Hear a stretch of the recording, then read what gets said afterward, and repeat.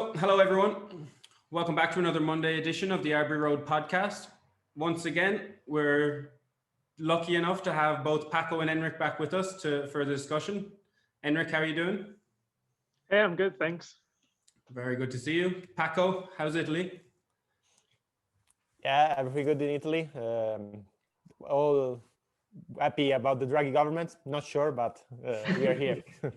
All right, let's get into it. So we're going to start the discussion this week about a topic that's been all over the news in Spain and probably all over the news in Europe as well, I'm sure. It's about a case of an artist, a rapper called Pablo Hasèl. And Enric, would you like to give us a bit of the background about Pablo Hasèl, what the story is, what his conviction is, and why it's such an important topic at the moment? Pablo Hasèl is, as you said, as a rapper whose lyrics are very controversial, and they've been for many years now since he's been kind of famous out in the scenes. Now, the big issue has come and more into political relevance when he was convicted for the content of his lyrics, and then this whole debate on the freedom of expression and the limits of artistic creation have been put on the ground, and it's been a big topic of debate. So that's something that parties have different visions on, but one of the most controversial topics, obviously, is regards to the respect for the crown and the institution and the king and queen themselves, and whether more or less tasteful lyrics can be written on them, or whether you can freely joke on them or not. So that's been controversial because politicians have mixed up two different things. One of them is like whether any artist should be allowed to whether any artist should be allowed to produce anything in freedom, and produce any lyrics, any content in freedom, without having to limit their content. But the other thing is, should we defend this as a fundamental right, regardless of whether we agree or not with the opinions? I don't particularly like his music. I don't particularly like what he says, or how he says it, rather. But I think he should be allowed to say it. And I think that's the fundamental thing. And that's something that's threatened these days by this kind of sentences. Yeah, absolutely. We've had similar cases like this before in Spain. It seems to crop up every couple of years. How have they tended to go, historically speaking, Enric? Like, do these rappers and other artists, and this has branched out into sport and everything, where the national anthem was booed and Barcelona and Athletic Bilbao were fined. All of these instances, what is usually the outcome? Does the freedom of expression tend to win in the end, or the respect for the Spanish monarchy has to come first? Well, this is always kind of a pendular movement. So you tend to have some governments that try and push repression through. I mean, maybe repression is a bit of a strong word, but I do believe that there are some signs of authoritarian politics that are trying to limit freedom of expression in terms of certain topics. The Crown is a very clear case, but you've got other aspects. For example, as you were naming, like when a crowd of people decided to freely boo at the Spanish national anthem. I mean, instead of trying to suppress that, and instead of trying to eliminate those opinions, politicians should be asking why that's the case, and why there are a number of people in such big numbers supporting those ideas. And instead of trying to tackle political issues, the tendency has been trying to suppress the public presence of these opinions. So as I say, it's a bit of a pendular thing, because some governments trying to push these more repressive laws through, and then there's a popular response against them. So maybe the following government tries and set them back, and now we're again on a bad position. So I think that the popular views and the protests that have been taking place in the last few days, I think they will have an impact, and at least the judges, if not the government, will have to set back a bit on the application of these norms. Okay. And just one more quick one, Paco, before we move on. We recently had elections in Catalonia, as we know. We spoke a bit about it last week. Mm-hmm. what have the local political groups, the local parties had to say about this case, Enric? Are they coming out in support? Are they all remaining quiet until there's a coalition formed? Well, in this case, you can see clear differences between blocs. So all of the pro-independence parties have quickly come out to say, see, this is what the Spanish state is like. It's repressive. It doesn't allow freedom of speech. It doesn't allow democracy. So they're conveniently linking their political cause for independence with the fact that there are rulings of certain courts which are not very democratic in my point of view. So they're taking advantage of that. In terms of the pro-unionist parties, I'd say there are more differences there. So more right-wing parties are being more supportive of these kind of rulings and more openly speaking in favor of the protection of the crown, even if that takes restricting freedom of speech or freedom of artistic creation, whereas more left-wing movements are somewhere in between, I'd say. Okay. Paco, sorry, I cut across you there a moment ago. You wanted to jump in? No, yeah. I was also thinking about a bit Catalonia as an example, but more in general, like, to me, I mean, first of all, it's a difficult question. There is a really subtle line between freedom of expression and nowadays certain kind of expressions which go probably cross the limits in a way. We think, for example, about new racist or even for movements for white supremacists, stuff like that. Sort of new fascist movements as well, which, in my opinion, shouldn't be allowed to enter the public discourse. Now, repressing is not the right way, but there is a limit to me to what can be expressed and what it cannot. But on the other side, is actually it doesn't seem to be in that direction that governments are repressing this kind of speech, but actually is the other way. Like, so it's a difficult question. But from an Italian point of view, for example, looking at Spain, it's really particular how there are foundations like the Fundación Francisco Franco. I've been there, for example, during my research, which is openly apologetic, about Francoism, and like there is not sort of an attention on this theme often with people who still nowadays like speak openly about Franco as a good dictator or this kind of speech, while on the other side, sometimes like the repression is really big. So I don't know. I find this particularly interesting when we speak about Spain, and I find there is perhaps a tendency to this contrast, which is like even for police, like to be a bit more authoritarian than in other European countries. I don't know if Enric, you agree with that. Yeah, I would agree. Well, I think that's the issue. I mean, the debate that we're having here, kind of more like a group of friends, where do you cut the line, or where do you find the right balance between, trying to not make too much of an issue of racist or anti-human rights discourses, and where do you allow certain limits of public expression and freedom of expression. So that's obviously a debate that you have. But then if the laws that regulate that are not clear enough, what you get is very different interpretations run by the different courts. And that's the problem, because there seems to be, both in courts and police, there seems to be some sort of intrinsic bias towards certain attitudes, and so they are more strict or more tolerant with certain views than with others. So, and that's actually the problem. So that will take us to deeper debate about the structure of the Spanish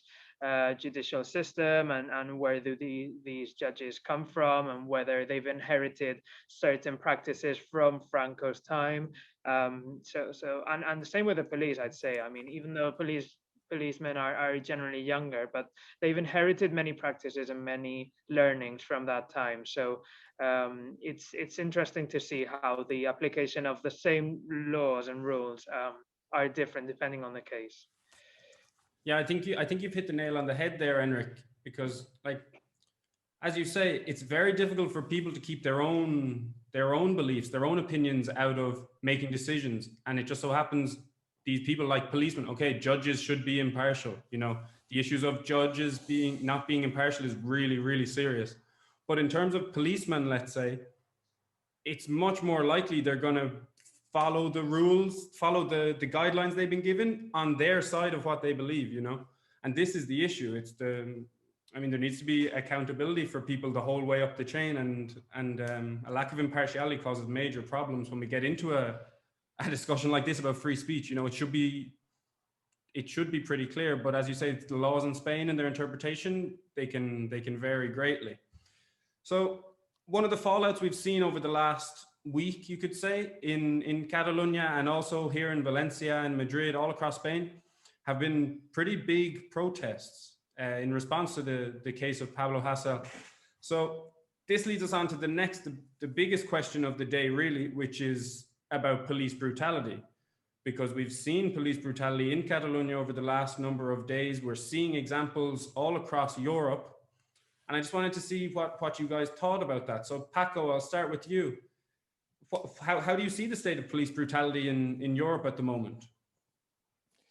Yeah, so there was this is again more of a question. I wouldn't say, it's an open problem. Police, of course, is not the enemy, but I would say there is an increase in police brutality. So it's like, I don't think we have all the answer for this. Like, it's, of course, it depends. There are different cases. So it's a complicated topic. But I want to connect to a report recently made by the UN, saying that, for example, talking about coronavirus, the crisis was used to increase brutality across the world, and especially they were talking about authoritarian regimes. They used the crisis, repress freedom of speech, and we have seen this in Europe, particularly, of course, in Hungary and Poland. We talk about this. Now also in Slovenia, if I'm not wrong, there are some major issues. But so the question could be enlarged also to democracies, like in a way, are we at the repair from this tendency, or are we also at risk? And for example, what's happening with Israel, like is a clear demonstration. Of course, here you have, from one side, you have, corona rules, like, and you have necessities of public order and public health as well, which enter into play. But on the other side, like when these are used to repress, as we were saying, a manifestation, a protest, this becomes really, really problematic. I think in Valencia, some disorders happen, if I'm not wrong, and I think Enric has more to tell us about those disorders. Yeah, so I mean, the question of police brutality and to what extent the police has that role of having to suppress protests and demonstrations. I mean, again, it's very hard to set the limit, and I think the important issue there is what you were saying before, Paco. Sorry, Dermot, what was discussing this. So. Having the right mechanisms to enforce accountability for wrong decisions or for wrongdoings, whether they're organized or whether it's some individual policeman who doesn't act rightfully, then that should be prosecuted, and that should have consequences. And I think that's the most important thing, because obviously I can, to some extent, empathize with certain situations when there's tension in the streets, when you don't know whether you're going to be attacked or whether you don't know who's inflicted the first damage, to set the rules of the protest. But that's always something that needs improving, and we've seen that in many protests, not just in Spain. I mean, we've seen that with general strikes in France. We've seen that with student demonstrations in the UK. And in Spain this week, I mean, there was police brutality. To my understanding, how the police reacted was completely disproportionate to what the demonstration was looking like. At least in Valencia, I mean, I personally know, for example, the case of an MP who was hit by a policeman after the policeman invited him to leave the demonstration this way, and it was just a few seconds after he invited him to leave, following that specific way, he was just hit from the back. So, I mean, that's not acceptable, and it's not acceptable just the fact that it happens, but it's even worse the fact that might not have consequences. And I think that's where we should be tackling. I mean, in Barcelona and Madrid, we've seen some other kinds of disorders. So we have seen more violent attitudes, and I do understand that that has to have some sort of repression, especially when they're attacking shop windows or where they're trying to get into, I don't know, into a bank or some shoplifting activities or whatever they were trying to do. I do think that needs to be stopped to some extent. But again, the practices of violence and the uses of certain weapons is also under debate. And for example, one of the demonstrators in Barcelona lost an eye because she was hit with, I think it was a rubber projectile that was shot by a police. So, I mean, everything needs to be revised. I think accountability is important, and I think using violence in proportionate ways is something that needs to be well defined if we want to avoid these kind of situations. Yeah, definitely. I think you've touched on two important points there. The first one being absolutely there needs to be a separation in the way people look at these stories. They need to remember in their mind there's a difference between peaceful protesters and rioters. No one is here defending people who go break glass windows, steal from local businesses. No one is trying to defend any of that. But those are often groups of people that end up at protests as well, and it all get mixed in together. And all of a sudden you hear of a peaceful protest where it resulted in riots and looting. The next point I wanted to get onto about the protests is about what Paco mentioned, saying because of the COVID situation, it's not just lockdown restrictions that are getting tighter. We're seeing big reviews of police powers and the kind of force police are allowed to use. For example, this new security bill in France. So it's been passed up through the lower house. It hasn't been passed through the Senate yet, but this would allow them to prevent people from recording police. Now, we all saw back in November, there was a video of a man being brutally beaten for 15 minutes by police for not wearing a mask. Now, Macron has come out and said they will revise this section of the bill, but if you go on and you read the other sections of the bill, there are far more limits being broadened for police. If this bill gets passed in France, okay, you won't be allowed to record the police. Police will be allowed to carry their guns, even in public places while they're off duty. That's a recipe for disaster. They'll be allowed to use drone cameras to film you as surveillance surveillance technique. So how do you guys view the COVID, the pandemic, everything that's happened impacting on the way people look at defense and the way they look at their police forces? Not just here in Europe, but also as we've seen in the United States, it's become a huge movement now, Black Lives Matters, over the last few months. What do you guys think about the impact COVID has had on all this?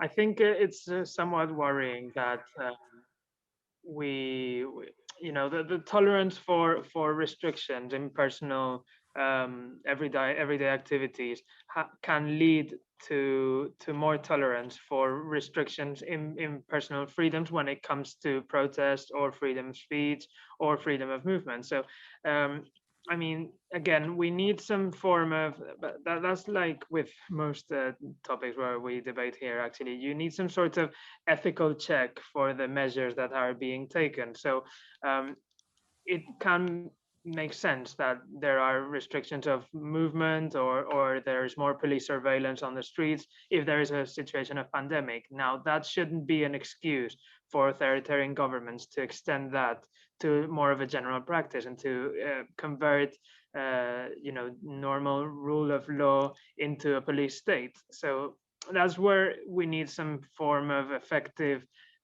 checks and balances between civil society and the government in order to prevent this kind of authoritarian attitudes. But finding those checks and balances is always hard.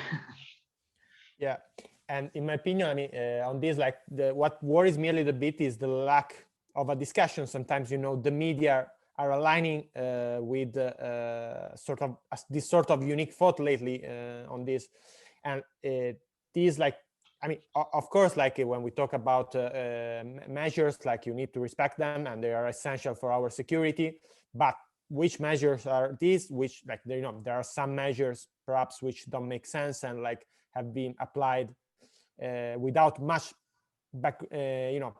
scientific backup, while others are essential. Like, but in all of these, like if you don't allow sort of dissent to be expressed, like you will just result with more dissent, which is not in the public discourse, but actually is there in the country and will result in more violence. But going back to the police, to me, is like this thing of not filming is really alarming. If I'm not wrong, in Spain is already like that, but Enric can correct me. Yeah, no, I mean, it was also famous, and that's the worrying thing, that you see that these kind of anti-democratic laws are being copied from government to government across Europe. So in Spain, it was actually known as the gag law because it tried to silence people, and it tried to, again, limit, for example, people from filming police activities. So again, it's worrying to see that's being extended to other European countries. Yeah, exactly. There's often this mechanism actually of like a law, like, spreading in various countries from one initial country where it's applied, and it's a mechanism in the past century is really often happened really often.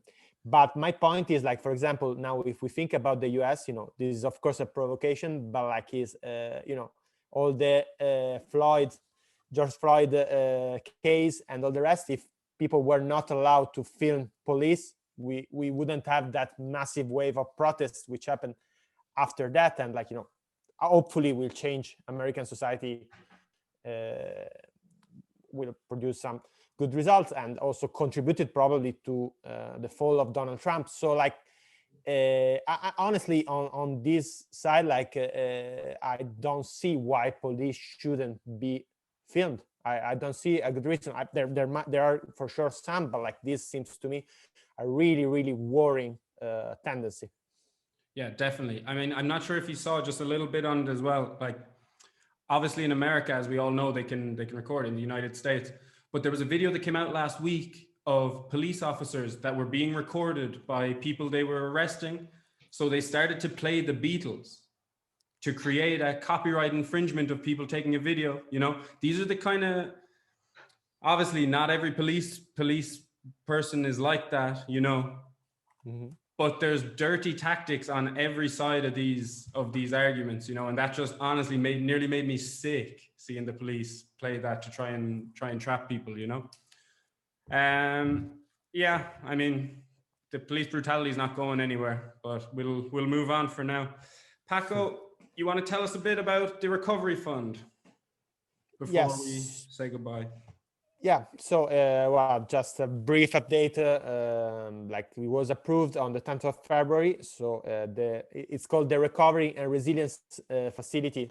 It was approved. Sounds so official. Yeah, exactly. Really, really good name. As usual, the European Union makes a really good name that sticks to minds, and like everyone will understand what it is. But anyway, so it was approved with a really big number, actually 582 favorable votes, with only 40 votes contraries and 69 abstentions. So like this is a really interesting part, because many parties which initially opposed or usually are initially oppose the recovery fund or are usually critical of the European Union actually voted in favor of the recovery plan. We talked last week about Lega Nord, for example, which is historically Eurosceptic, but actually now basically is in favor of recovery fund. On this, I think there was an impact a little bit of Brexit, because now, like with the disaster of the first week of Brexit, sort of Eurosceptic positions are being weakened a lot. But on the other, like perhaps help us to understand the evolution that Europe, the politics at European level is having, and the fact that it's an historical moment where like actually the European Union is doing something different in a way from what has been done till this moment. This is what, for example, the European Commissioner for Economy, Paolo Gentiloni, said, that they find it an historical moment, and it will be the largest stimulus package ever financed through the EU budget, a total of 1.8 trillion euros. The other interesting bit to me to discuss, so the stimulus is there, is not all, well, basically part of it will be financed with the sort of Eurobond, like some titles which are like put in the market, like and covered by all European countries. So it's going to be, for the first time in history, European debt rather than Italian or French or Spanish debt. But only part of it is going to be like that. The other part is going to be normal loans, basically. The other interesting bit to me is the criteria that have been applied, like the criteria countries will have to respect to receive the money. They will have to present a plan. They are already doing it to the European Parliament, European Commission, and so will be discussed. And they need to respect certain criteria, which is, of course, green energy, but is also about sort of technological transition and development, and youth unemployment. So tackling some of the core issues, I would say, core problems of the European Union at the moment. So it's also really interesting as a way of, make a more still indirect, but more direct influence from the European Union to the choices of the single governments. So in a way, hopefully is a step towards a bit of coordination and more federal management of the budget at the federal level. There are still many questions that remain there. For example, countries will be able to veto. And the question is this going to be enough? Because still all these criteria, as often is the case, will impact also the policies, like, perhaps certain policies, the most progressive policies, as often is the case, will not be covered by the criteria set by the European Union, which in the end, to set this criteria, you need a compromise between the various countries. So inevitably, you will have some countries, the so-called frugal countries, of course, is what we're thinking about, who will sort of might be able to limit the spending and the investment. Okie doke. Enric, anything to add on the recovery fund? I mean, I agree basically with what Paco was saying. I think it's important that the European institutions do give some direction for the spending. It's not just a matter of giving out money and spending it on whatever you want, it's about, since we're in a moment of crisis and reconstruction needs to be designed, I think that design needs to go in line with sustainable development in terms of more green industries, supporting public services, social services, health services, all of these, and then of course tackling poverty and youth unemployment. I think those are basic strategic lines that need to be enforced.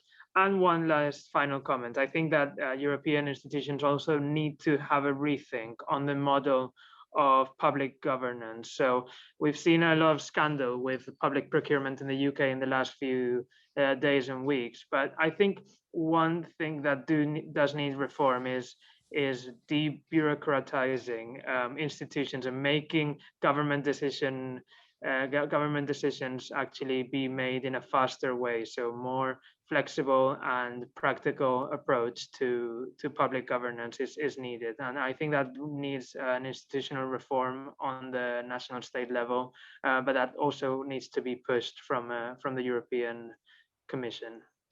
Yeah, definitely. That is one of the main problems, in my opinion, at the European level. Like, we definitely, again, it's a difficult balance between exigencies of coordinate many different countries.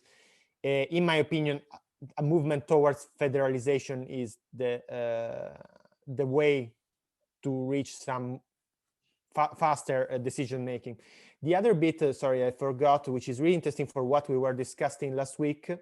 So about Hungary, Poland, is that the other criteria that countries will have to respect is that they will have to respect the rule of law and the EU fundamental values as a prerequisite for funding.